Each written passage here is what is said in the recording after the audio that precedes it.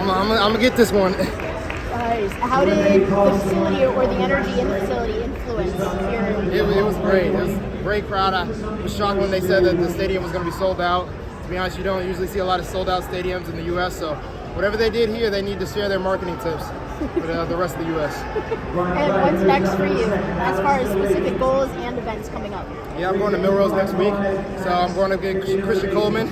So just faced one world championship, one champion in the 60 and going after another one. He's even faster, so I feel like I'm Goku, facing the next monster every time I go to another race. Nice. Well, thank you so much. Congratulations. Thank you. Thank you. Take care. How excited? You seem pretty excited to get that win. Extremely excited. Extremely excited. I guess I took off all my pins. It's kind of like last year, exactly at this meet. Like I made that little difference in the 60, and it paid off huge in the 200 outdoors. So it's all coming together. No, you mentioned last year that your goal is to double this year at the World Championships.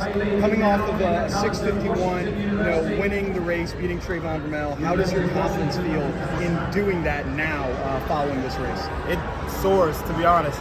It's just like, okay, to be honest, the goal is always to be like, my coach is like, let's be as close as we can in the start, and we just really keep working that acceleration, and by the time we get to top speed, we're just pulling away. So it's been so many years where I'm trying to do that, and it's just coming up short, and now it's actually happening, and it's like, this is it, this is the moment I've been working 7 years for, it's happening. Is there something that clicked when, I know you have some time to look back at the race, was there something that you felt different, I haven't felt this position before, or was things just more smooth than you normally have in the 60? To be honest, it's just rounds.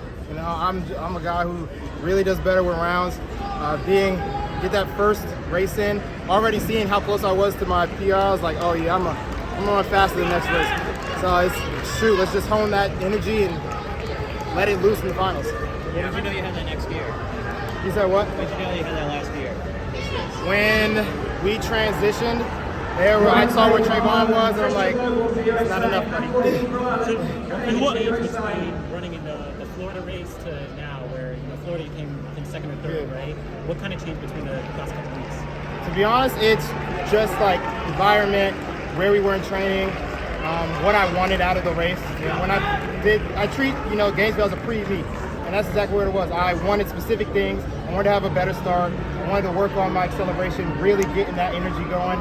And then my top speed is always going to do it in the meantime, so I'm never going to be worried about that. And I remember a lot of people, saying oh, you should have dipped at the line and all this stuff. And it's it's a pre-meet. I'll be fine. And like I said, here, I'm going to be fine. Yeah, your brother beat you in that one. He did. My brother and my teammate Kendall. They both beat me. And what's it like to get beat by your brother? And not in a while, right? I'll put it like this. He's only ever beaten me in the 60 and the 55 meters, which is the funniest thing in the world to me. And what about him false starting today? Now it's one you got to take the chin. He's a flinch, and it really sucks. But, hopefully it's just one of those learning situations. You take what you did, you be like, okay, that happened. I'm never going to let it happen again. You keep moving. And he seems to be progressing, as a pro. Wouldn't you say now? Yeah, he's definitely progressing. I'd say that he's finally starting to, take on every learning opportunity. I'm gonna let them go. Yeah, it's only gonna get louder.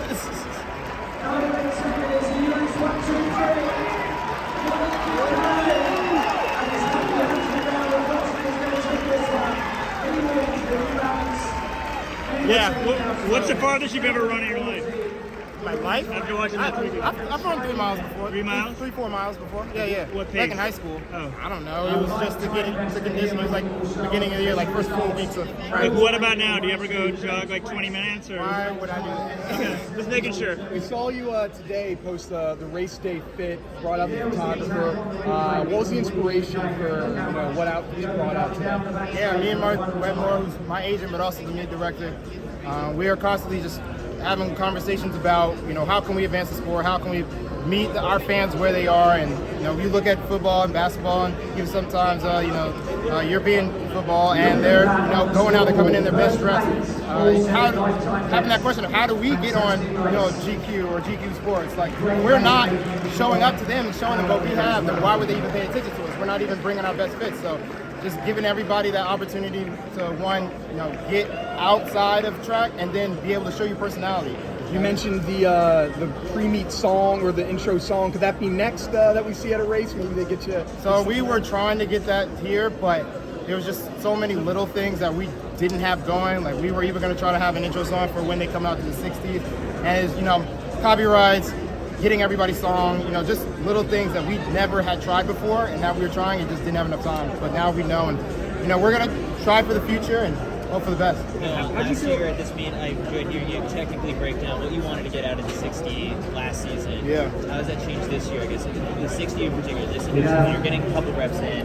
What is it you want to get that's going to help that too? Connection between my upper body and my lower body.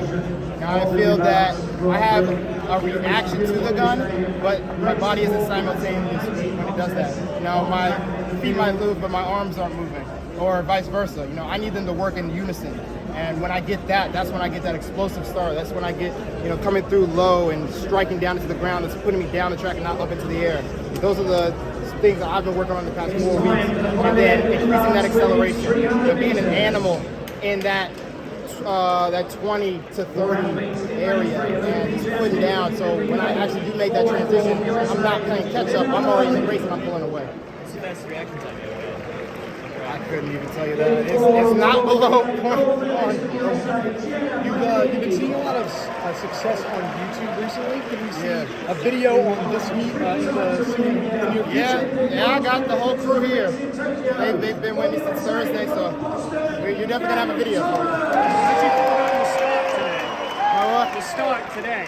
I felt that it was, good. It's kind of hard to compare when you're running next to Trayvon because he's really good at it. So it's one of those bittersweet moments. I feel that it got what it needed to in terms of activation, but I still need to make sure that it's happening faster. So no critical hit? No, not a critical hit for me, not personally. And when you were running down celebrating, I think I saw you say, "This is my track," or what was it? Oh yeah, this is my home now. Yeah? This is mine. Won last year, won this year. This is mine now. I don't know whose New Balance is. This is Adidas now.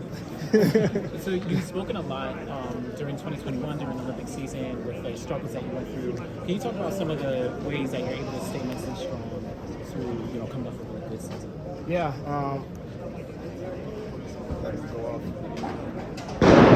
Here we go. A lot of every day. I think the biggest struggle has been trying to stay, encouraged or motivated. This fine line where you can get content and you don't want to be, so you're like, okay, how do we make sure that we don't stay where we are? It's like, let's look for the even finer things.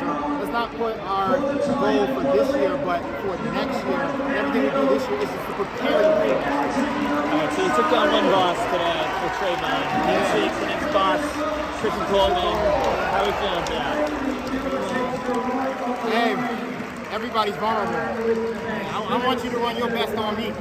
Run that on me. Then we got to get you some European citizenship so you can run at Euros against Marcel Jacobs or something like that. We'll figure it out. Hey, man, you just got to stay healthy and we can just run at Lyles. Appreciate it now. Well, guys.